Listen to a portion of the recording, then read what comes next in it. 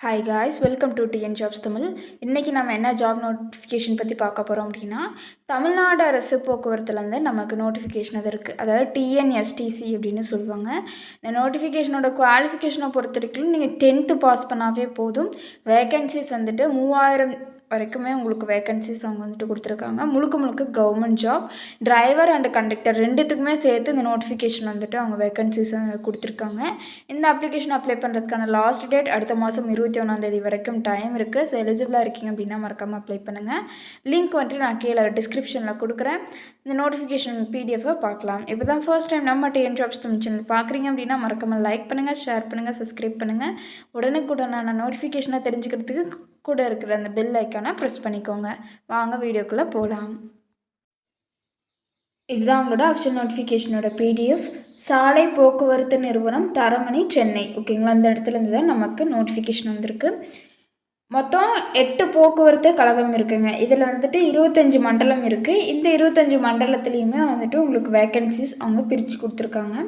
அதனோட நேமும் இங்கே இருக்குது. அதாவது அந்த 8 போக்குவரத்து கழகத்தோடைய நேம். ஓகேங்களா, எங்கெங்கெல்லாம் இருக்குது அப்படின்னா சென்னை, அதுக்கப்புறம் அதுவுமே சென்னை, விழுப்புரம், கும்பகோணம், சேலம், கோவை, மதுரை, திருநெல்வேலி அப்படின்ட்டு 8 போக்குவரத்தில் வந்துட்டு நமக்கு நோட்டிஃபிகேஷன் வந்திருக்கு.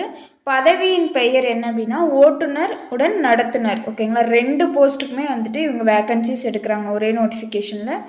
மொத்த காலியிட பணி எண்ணிக்கை எவ்வளோ அப்படின்னா 3274 வேக்கன்சிஸ் இருக்குது.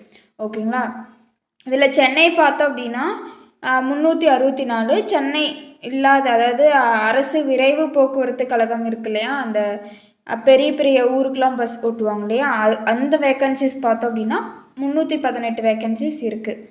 இது வந்துட்டு மண்டலம் வைஸ் அவங்க பிரித்து கொடுத்துருக்காங்க. விழுப்புரம்க்கு பார்க்கும்போது 88 வேக்கன்சிஸ், வேலூருக்கு 50 வேக்கன்சி, காஞ்சிபுரம்க்கு 106 வேக்கன்சி, கடலூருக்கு 41, திருவண்ணாமலைக்கு 37.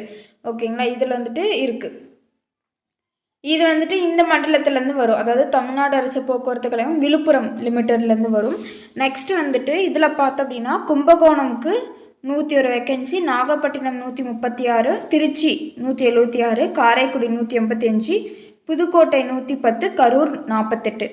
நெக்ஸ்ட்டு சேலம் மண்டலத்துக்கு பார்த்தோம் அப்படின்னா 382, தருமபுரிக்கு 104. ஓகேங்களா, ஸோ இந்த 2 ஊருக்குமே பார்த்தோம் அப்படின்னா 486 வேக்கன்சிஸ் அவங்க கொடுத்துருக்காங்க. அதுக்கு மட்டும் நிறையவே இருக்குது. ஓகேங்களா, 2 ஊருக்கும் சேர்த்து. நெக்ஸ்ட்டு கோவை பார்த்தோம் அப்படின்னா 100 வேக்கன்சி, ஈரோடுக்கு 119, ஊட்டிக்கு 64, திருப்பூருக்கு 58, 344 வேக்கன்சிஸ் கொடுத்துருக்காங்க. மதுரையில் 190, திண்டுக்கல் 60, விருதுநகர் 72 வேக்கன்சிஸும், திருநெல்வேலி 139, நாகர்கோவில் 129, தூத்துக்குடி 94 வேக்கன்சிஸும் அவங்க கொடுத்துருக்குறாங்க. குறைந்தபட்சம் வயது பொறுத்த வரைக்கும் இந்த தேதிப்படி, அதாவது 1/7/2025 இந்த தேதிப்படி உங்களுக்கு 24 வயசு வந்துட்டு முடிச்சிருக்கணும் அப்படின்ட்டு அவங்க மென்ஷன் பண்ணியிருக்காங்க. அதிகபட்ச வயசாக பார்த்தோம் அப்படின்னா, அதாவது அன்னைக்கு டேட் படி ஒவ்வொரு கம்யூனிட்டிக்குமே அவங்க பிரித்து கொடுத்துருக்காங்க. ஓசிக்கு வந்துட்டு 40 வயசு இருக்கலாம், எம்பிசி, பிசி, டிஎன்சி, எஸ்சி, எஸ்டிக்கு 45, ஓசிக்கு 50. ஓகே, முன்னாடியே சொல்லிட்டேன். நெக்ஸ்ட் வந்து இது வந்து எக்ஸ் சர்வீஸ் மேன்ஸ்க்கு வந்துட்டு அவங்க சொல்லியிருக்காங்க.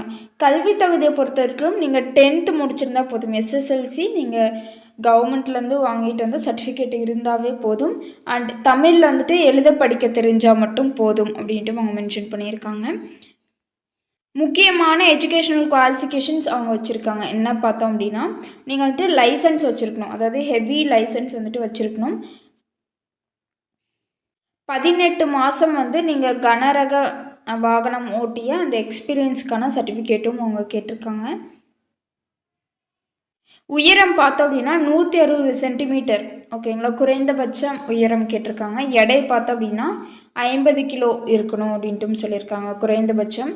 உடல் தகுதியில் வந்துட்டு உங்களுக்கு கிளியர் ஐசைட், அதாவது நல்ல பார்வை இருக்கணும் அப்படின்ட்டும்.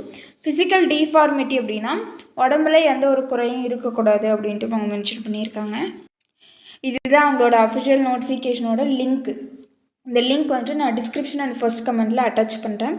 எலிஜிபிளாக இருக்கீங்க அப்படின்னா மறக்காமல் அப்ளை பண்ணுங்கள்.